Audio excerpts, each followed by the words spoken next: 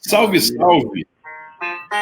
Sejam bem-vindos e bem-vindas a mais um bate-papo aqui na nossa jornada da construção digital.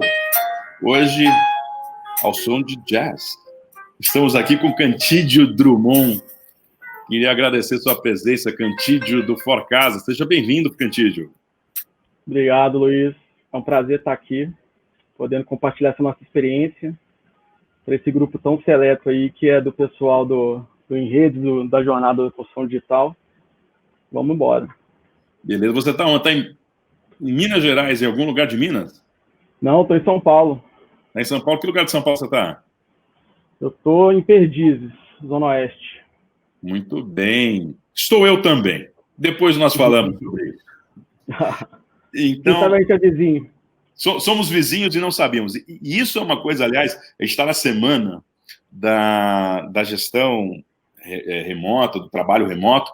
Isso é uma coisa muito louca, porque às vezes as pessoas estão muito próximas e elas estão com a tecnologia funcionando. Eu costumo dizer até que a questão da gestão remota não tem a ver com home office, mas sim com a mobilidade, a capacidade das pessoas trabalharem perto ou distante com base tecnológica, não é isso? Eu acho que também muito o lado da autonomia, né? Sim. Que é uma coisa também que é um nível de maturidade que poucas empresas conseguem ter, né? O que dificulta até na condução de alguns modelos de trabalho remoto, que é esse sistema de gestão, né? Que é comando e controle. Então, o cara tem que ficar ali muito em cima da equipe, do subordinado, para ver o que está fazendo. E esse modelo de home office exige um pouco de autonomia do cara, né? E cá entre nós, essa gestão à distância promove não só, às vezes, a sensação de insegurança daqueles que gostam do controle, mas também promove a oportunidade de verificar indicadores de produtividade, porque vale o que você entrega, não o tempo que você bate ponto, né? Mas esse é um assunto para um outro bate-papo. Esse assunto rende, mas perfeito, é isso mesmo.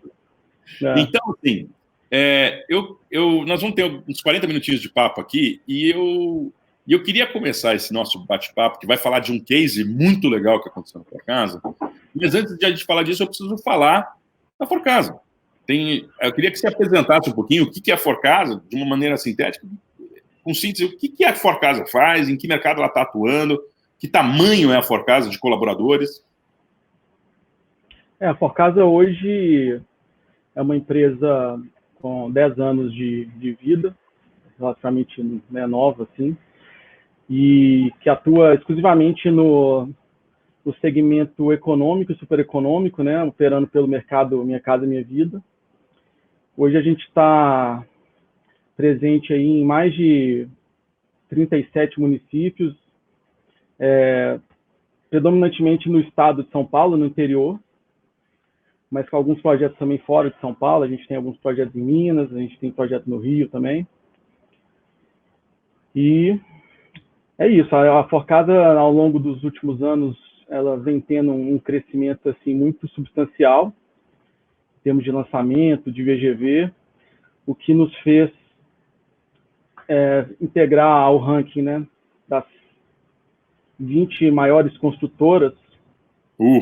Parabéns. E hoje em dia a gente, né, no ano passado, o ranking que saiu, a gente está em 9º lugar, dentro do segmento de construção popular, e em 17º no ranking geral.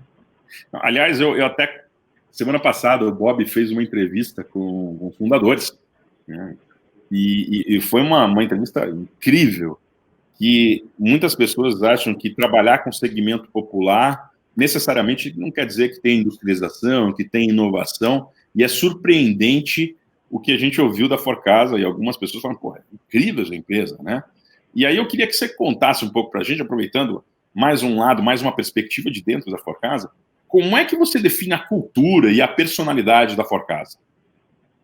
A Forcasa, ela tem no DNA já essa cultura de inovação, desde sempre. A gente entende a inovação como uma aliada, né, na nossa busca da excelência operacional, que é o que de fato é relevante, né, para a gente poder ter um destaque no mercado e até se mantendo nesse mercado, que é um mercado altamente competitivo, em que a gente trabalha com margens bem diminutas assim, então é importante a gente conseguir saber quais inovações a gente tem que priorizar, né? Sempre buscando soluções que são exponenciais para o nosso negócio, que a gente consegue depois replicar, ao mesmo tempo trabalhando sempre com aquele conceito de MVP, com uma tolerância ao erro também que dá uma certa tranquilidade para a gente poder buscar essas inovações de fora. Então, a gente também está muito conectado ao mercado, a gente está sempre aí prestando atenção nas movimentações, no que as empresas de ponta aí trazem de inovação e sempre tentando aliar isso à nossa operação. Perfeito. Dizem que o startupeiro, aquele cara que cuida dessas novas empresas, essas novas iniciativas, ele já nasce na trincheira, né? Tá tomando porrada todo dia. E assim, a liberdade, quando a gente fala liberdade ao erro, dá aquela sensação de distância da gestão da qualidade. Não é isso. É que existem nas tentativas e nas descobertas, é preciso entender que algumas coisas não funcionam. E você só vai saber fazer testando, não é isso? Não, total. E até lembro de um dado aí, não sei se ele está precisamente correto, mas eu vi numa desses eventos que a gente participou que 70% de todos os projetos de inovação tendem a fracassar, né? Então, realmente tem que ter esse entendimento de que, né, às vezes, numa tacada a gente consegue já justificar todo esse... Todo esforço, né? Todo esforço que já foi gasto. Esses 30% colocam as empresas em posições muito diferenciadas. Então, de certa forma, é um erro calculado, né? Legal. Total. Mas aí a gente está falando aqui, quando a gente fala do mercado da construção civil, a gente não está falando só de lajes, daquele ambiente super controlado, com cafezinho, etc. e tal. Como é que é a dinâmica de trabalho da Forcasa? Principalmente quando você fala, eu trabalho com segmento popular, e quando a gente fala com segmento popular, ele é extenso, nós não estamos falando de construir 2 casinhas, né? Então, qual é a dinâmica de trabalho e qual a relação da força de trabalho com o mundo digital? Porque nós estamos provavelmente falando de escritório, canteiro de obra, pessoal que está no campo. Como é que funciona isso dentro da Forcasa? A gente tenta conectar ao máximo possível os nossos colaboradores e também gerar informações que são relevantes para a empresa, para a tomada de decisão. Então, a gente tenta sempre trabalhar voltado aos dados. Então, a gente é uma empresa... Data-driven total. E sempre buscando inovações até de formas, além de formas de trabalho, sistemas construtivos. Então, a gente está sempre atento aí a novas tecnologias. A gente já desenvolveu boas parcerias com várias empresas que são referência aí nesse segmento. A Amba, por exemplo, é uma empresa que a gente atua em parceria com eles já há algum tempo. Inclusive, a gente foi a empresa escolhida para rodar o piloto do EVA, que é uma ferramenta, né, uma plataforma que eles lançaram na Constru Digital no ano passado. Sim. Que mapeia todo o ciclo de um projeto, desde a concepção, né, do projeto, passando por todas as fases do projeto. Exatamente, acompanha toda a jornada. Toda a jornada até a entrega. Até a entrega, né, passando por medição de empreiteiro, controle de contrato, acompanhamento físico-financeiro. Então, é uma plataforma bem legal e que está rodando super bem. A gente está bem feliz de poder trazer essa inovação para dentro da empresa. E legal, quando você fala que é uma empresa data-driven, isso me lembra, quando a gente pensar nos anos... Você não, porque você é um jovem, eu sou de outra geração, 80. Obrigado pelo elogio. 80, 90 ali, 2000, até... quando a gente ouvia auditoria, isso era sinônimo de temor nas áreas de atuação, né? E a verdade é que a auditoria ela não é um caça-ladrão. A auditoria é um processo preventivo de qualidade.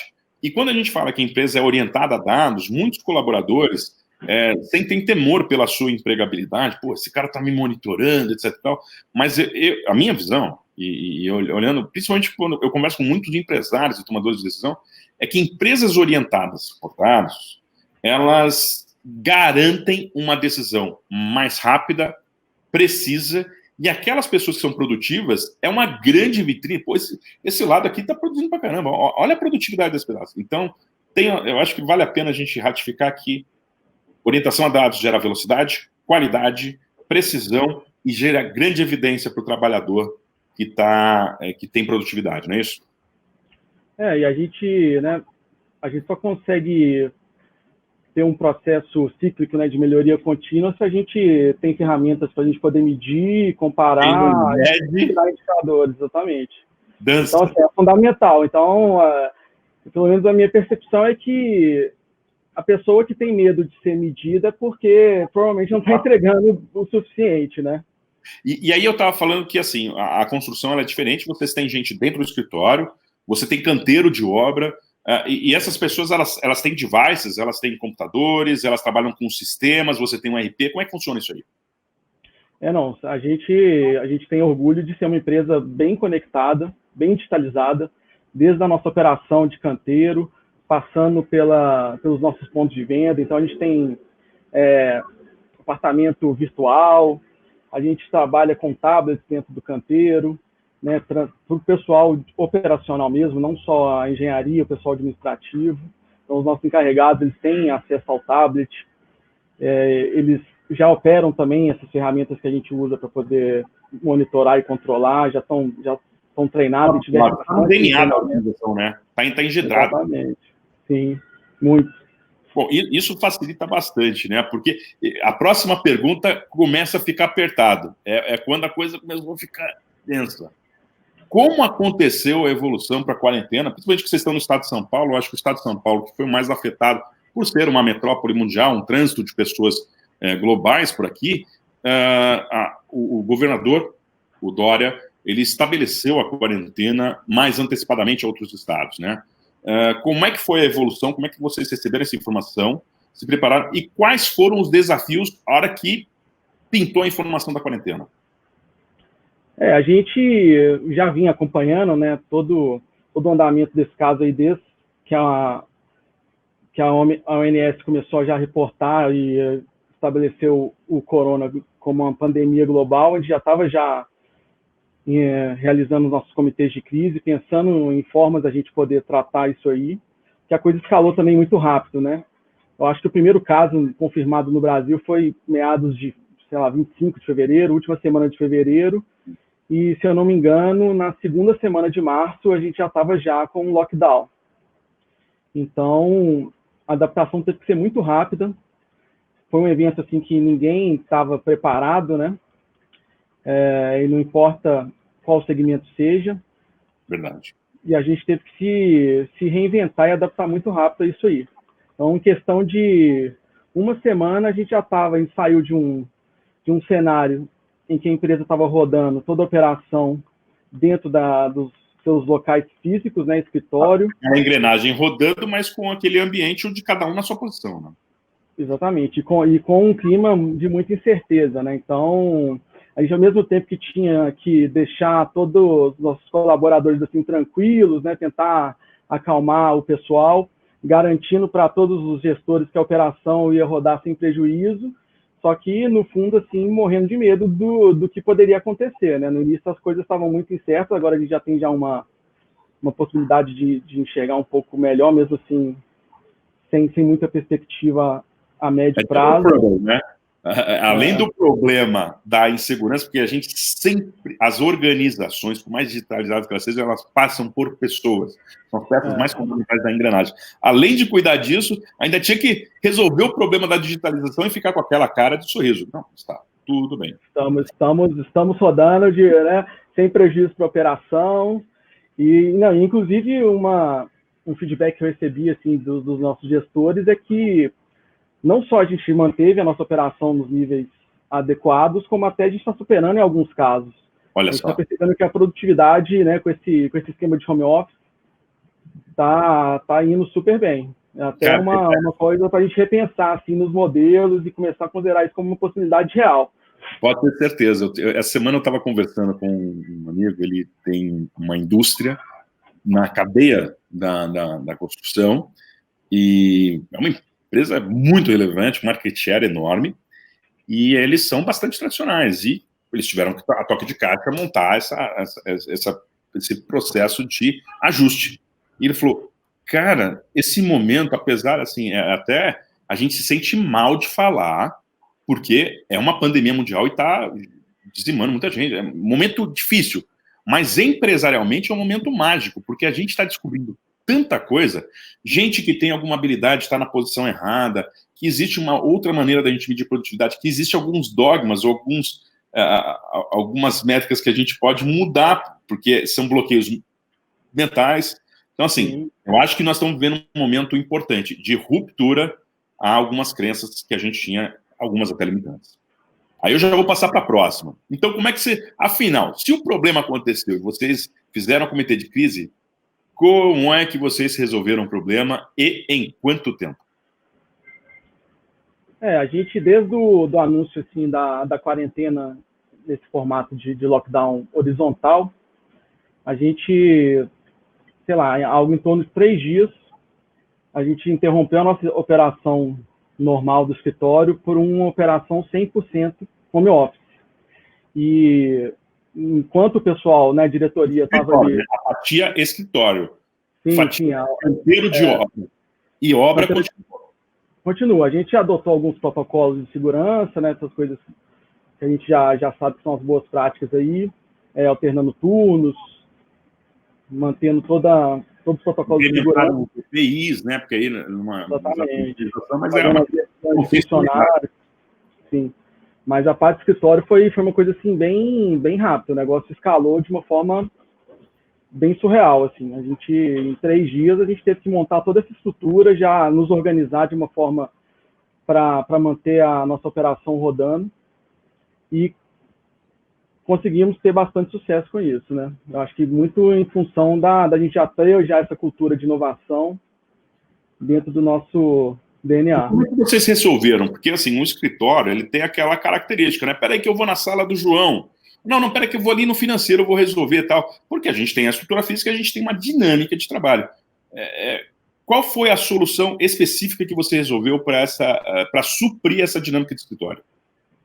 Então, eu também tive essa mesma percepção, identifiquei que o mais difícil não seria a gente manter a comunicação. A gente tem várias ferramentas de comunicação que funcionam muito bem, só que existia um receio muito grande de perda de produtividade em função de toda essa dinâmica de escritório, dos acessos que a gente tem. A nossa empresa é uma empresa bem horizontalizada, então as pessoas têm muito acesso aos departamentos, à diretoria, às gerências, enfim.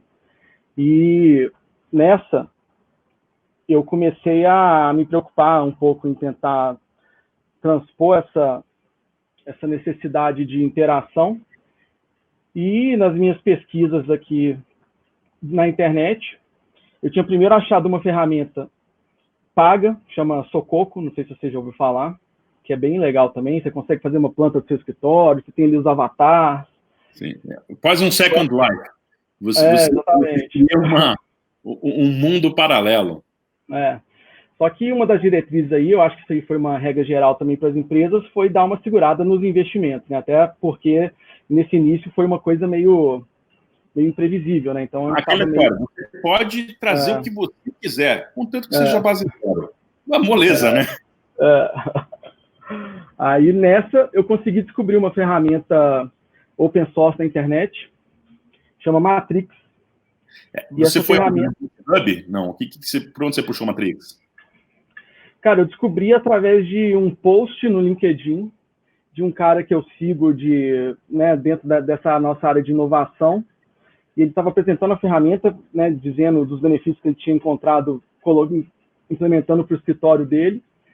Eu fui correr atrás, entrei, mandei uma mensagem para o cara, falei que eu estava interessado. Você está falando coisa... Eu vou até segurar a próxima pergunta, porque você falou 2 coisas incríveis nesse momento.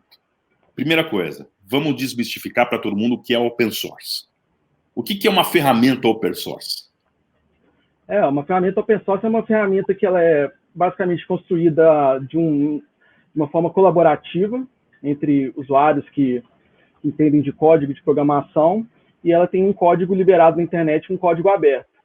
É como se Então, fosse pegar um app e baixar o app sem custo. Uma coisa exatamente. importante da gente falar do open source é que ela é uma ferramenta, às vezes, inacabada.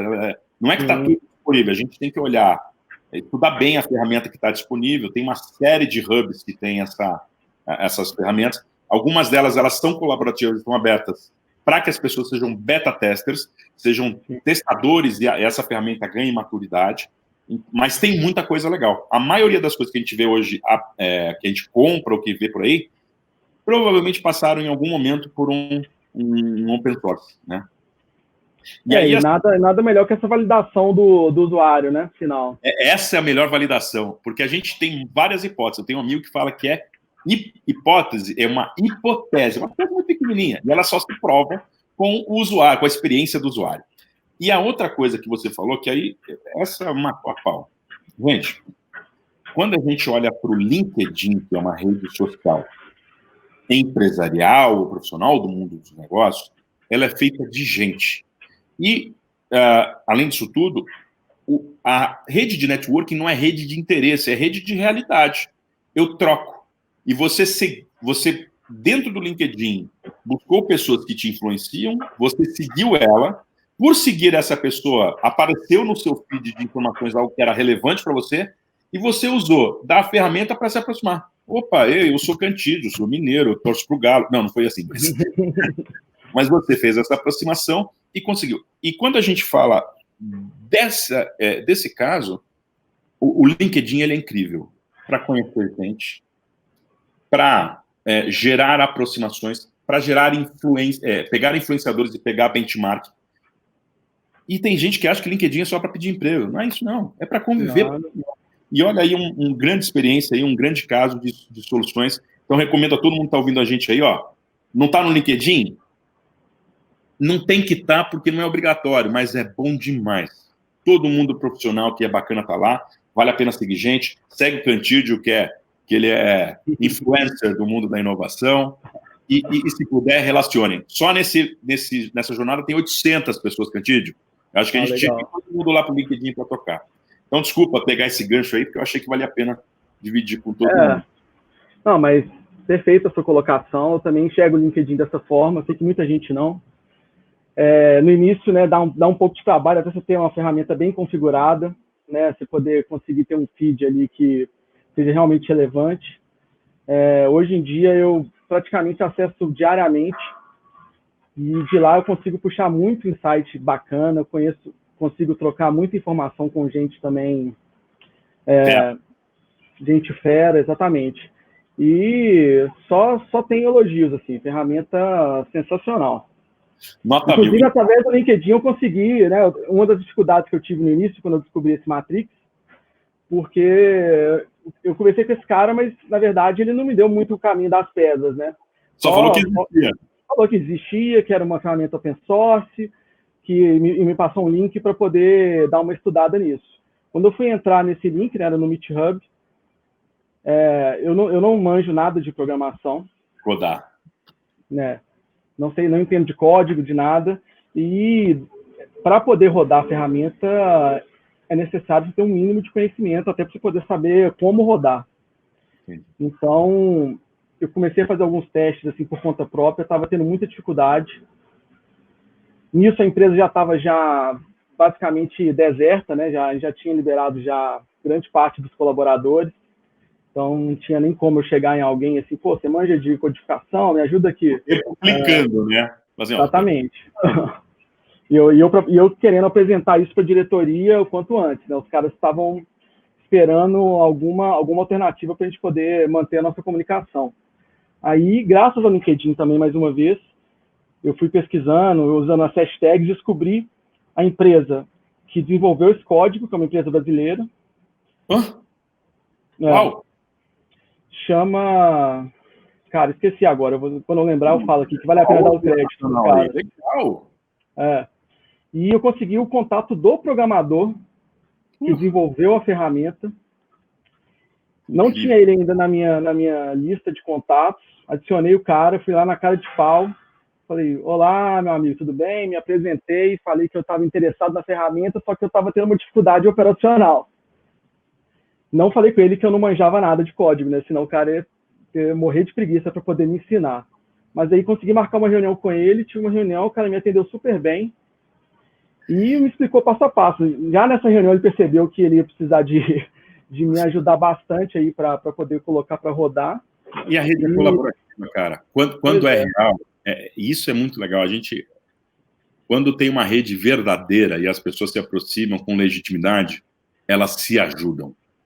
E isso é uma coisa que eu tenho orgulho de ser brazuca, porque aqui a galera se ajuda. Então vamos lá, então vamos falar então do Matrix, ou Matrix, porque é brasileiro, né? Posso abrir a nossa tela aqui? Ó. Pode. Eu lembrei aqui o nome da empresa, Resultados Digitais. Ah, o pessoal da RD? Do Sul, eles são incríveis, do Sul, cara. Né?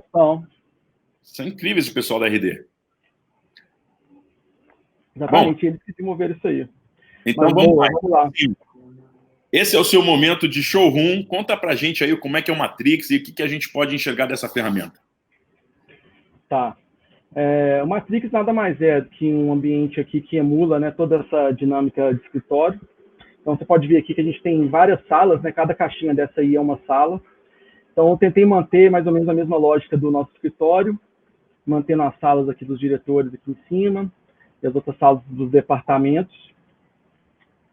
E aqui na lateral, a gente tem os usuários que estão online, então a gente consegue ver as pessoas que estão, né?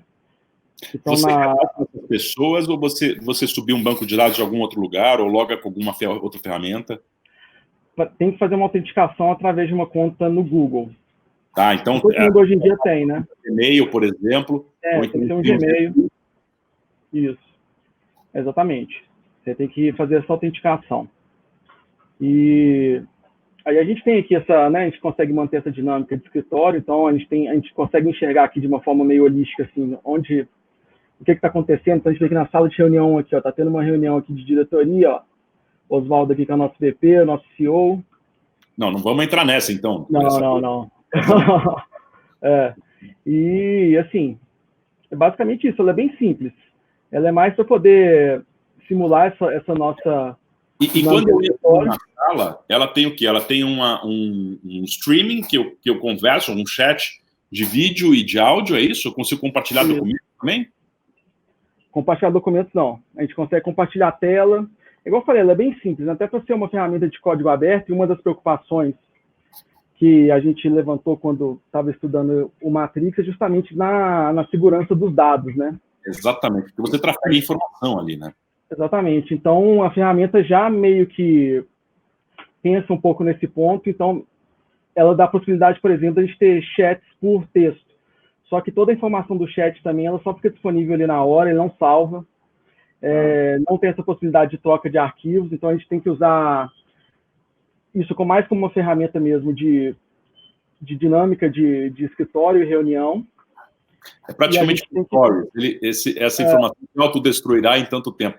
Na verdade, ela é uma ferramenta de conexão e comunicação instantânea. Ela não é de base de dados. Isso aí. Aí a gente tem... bastante ter velocidade e essa perda, vamos falar assim, essa sensação de não existir o escritório físico sumiu. E aquela coisa também, o receio que o cara tinha, eu tenho que tratar um assunto com um gestor tal ou com um diretor tal. Será que eu vou incomodar o cara? Como é que é? Onde é que o cara tá? A agenda tá aí. Será que ele tá disponível, tá ocupado ou não? Então, isso aqui facilita demais. A gente criou também até uma salinha de café aqui, ó. Eu ia perguntar se ele tem sala do churrasco aí. Não, peraí, ele tá no churrasco. Não, né? Não, a gente tem essa coisa do escritório, né, informalidade, né, que é uma coisa importante também. É importante. As pessoas pensam que mas ali esse stand-up meeting, esse bate-papo aberto, de até off-topic, tem que acontecer na organização. E aí que aconteça no lugar certo, que é o café. Exatamente. Aí a gente pensou até nisso. Tentamos humanizar a ferramenta e estamos tendo um resultado excepcional. Muito legal, cara. Deixa eu te fazer uma pergunta, agora voltando a gente aqui. Uma das coisas que mais me preocupa, primeiro que a gente está vendo muito mais do que antes. As nossas gerações anteriores em média, não viveram tanto quanto a gente, porque a gente tem medicamentos, tem uma série de coisas que nos facilita isso.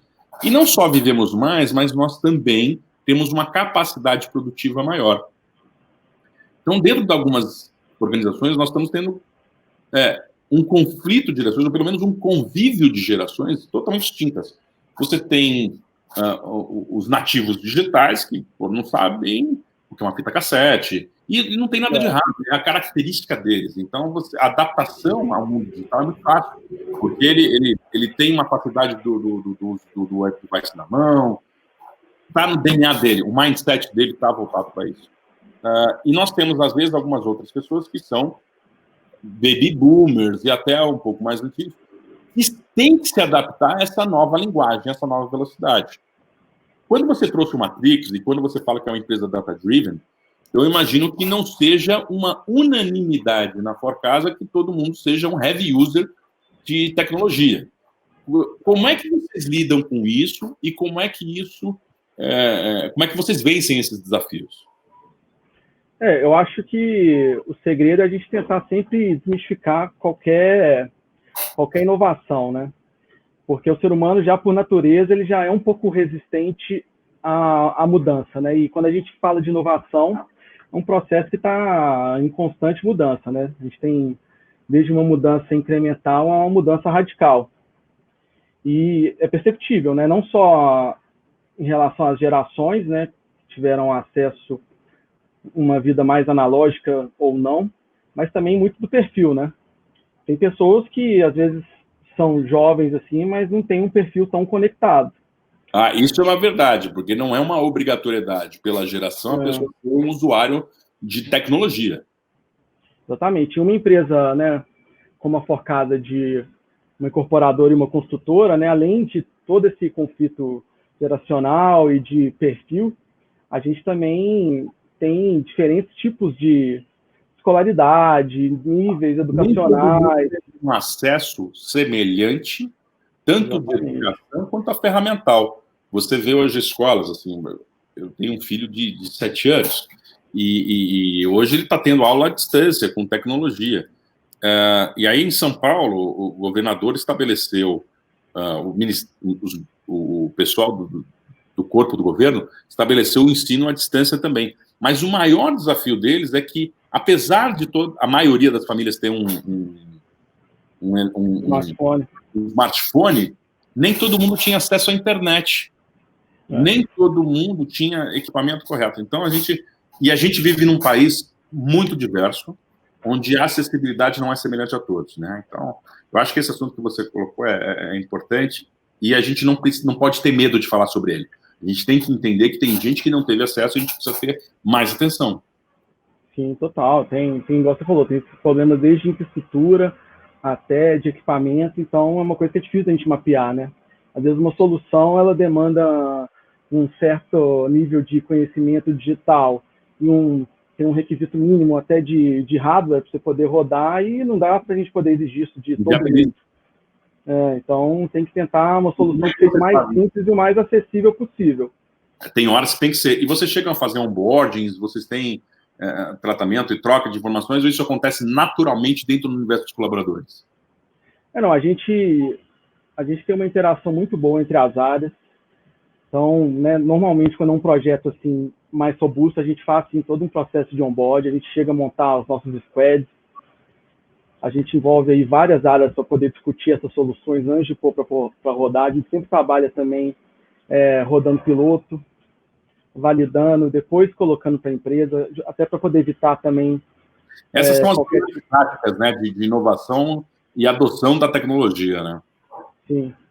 E sempre também um canal sempre aberto para poder receber as dúvidas das pessoas. Então, na primeira semana que a gente colocou o Matrix para rodar, eu recebia uma média de, 20 ligações por dia só de usuário com algum tipo de dúvida. Consigo fazer isso? E das dúvidas mais diversas, desde o cara que pediu para eu poder ajudar ele a criar um e-mail no Gmail, sim, até para quem mais experiente que estava querendo saber sobre troca de dados. Então, se tem alguém na organização que está mais carente ali, pode colocar de helpdesk, porque vai receber um monte de ligação, né? Não, e eu sempre tento me colocar o mais aberto possível a todo mundo, então eu reforço isso sempre. Legal. Tem um bom relacionamento ali com a empresa, então isso aí a gente consegue superar de uma forma bem tranquila.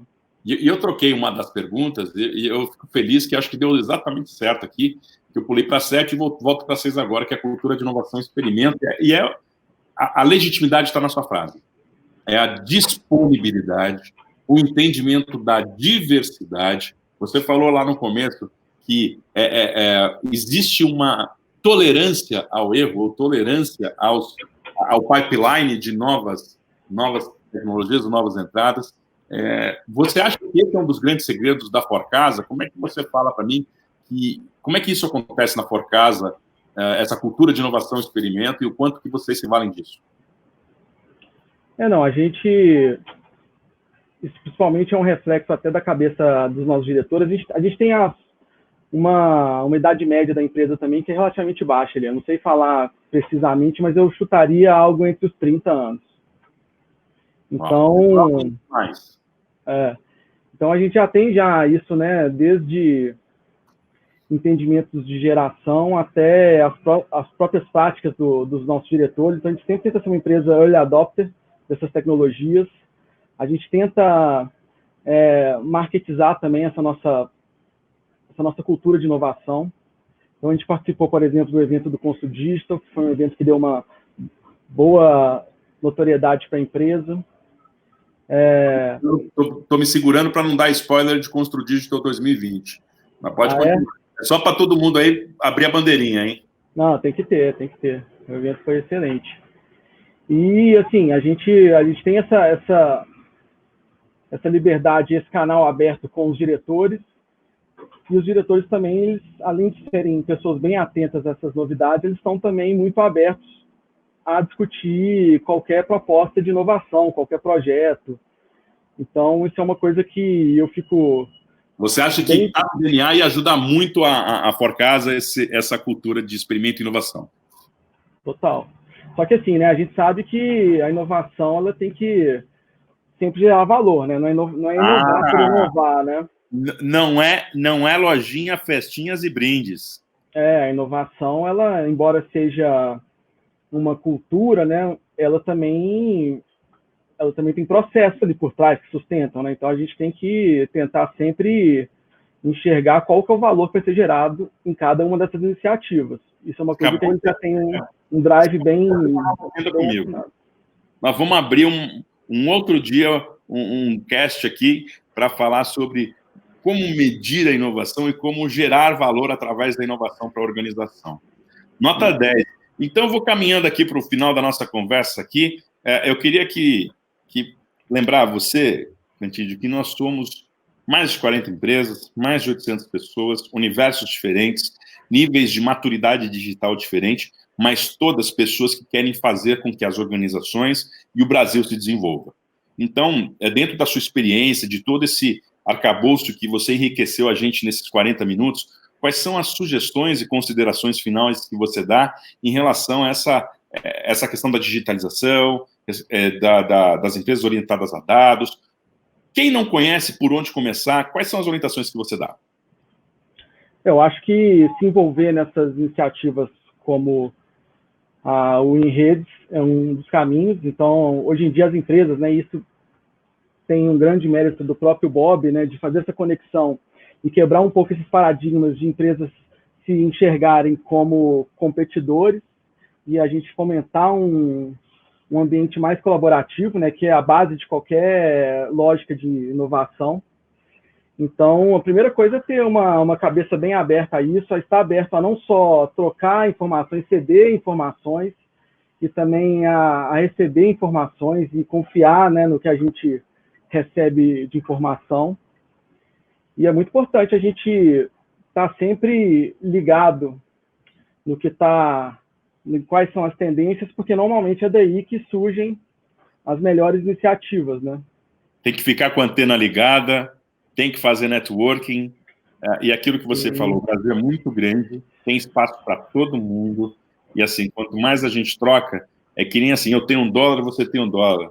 Se a gente troca, cada um fica com $1. Mas se eu tenho uma ideia e você tem uma ideia, a gente troca, os dois ficam com 2 ideias. Então, quanto mais enriquece... A mente, né, a gente tem que estar com o drive sempre de uma relação ganha-ganha, né? Sim. Então, assim, inclusive eu estou super aberto ao pessoal aí da rede para poder, se querer conversar mais sobre o Matrix, eu explicar o passo a passo, contar quais são as dificuldades. Como é que tá você? Vai ser via LinkedIn? Pode ser via LinkedIn, pode mandar um e-mail para mim no cantidio@forcasa.com.br. E onde tiver alguma rede no LinkedIn? Cantídio Drummond mesmo. Cantídio Drummond. Acho que vão ter poucos, né? Eu imagino. Não vai ter muita dificuldade de me encontrar, não. A lenda da Forcasa da inovação. Que isso, me deixei cabulado. Esse papo que a gente teve aqui foi muito enriquecedor, Cantídio. Eu fico lisonjeado pela oportunidade de aprender todos os dias e encontrar pessoas como você. Queria parabenizar a Forcasa pelo DNA que tem, por essa ambiência. Não, os méritos ou os prêmios não são à toa. A gente sabe que é uma construção de muito esforço e de pessoas especiais como você e todos aí da Forcasa. Para finalizar esse bate-papo, eu vou fazer o meu merchan. Cadê o meu merchan aqui? Vou deixar aqui rodando embaixo na nossa conversa, você que está aí na nossa jornada. Entra no nosso canal, assina o nosso canal, se inscreve lá, assina o sininho. Mas sabe uma coisa muito legal? Esse vídeo vai ficar disponível só para vocês. Tem uma zona de comentários ali. Comenta ali, oi, eu sou tal pessoa, quero saber mais do Matrix. Comentem quem vocês são, que vocês vão poder até se relacionar por esses canais, aí vão para o LinkedIn, etc e tal. Não esqueçam disso. Então, para eu finalizar, o pessoal pediu aqui, vou soltar o meu finalzinho aqui, deixa eu pegar aqui. Esse aqui vai para a Bel, que pediu uma musiquinha de final. Jazzinho para a gente fechar. A curadoria de música tá excepcional, viu? Então, direto de Perdizes, eu, Cantídio, fechamos esse bate-papo do Rede de Construção Digital, Jornada. Estejam junto conosco e uma ótima semana para todo mundo. Valeu, Cantídio! Obrigado, Luiz. Um prazer e um abraço.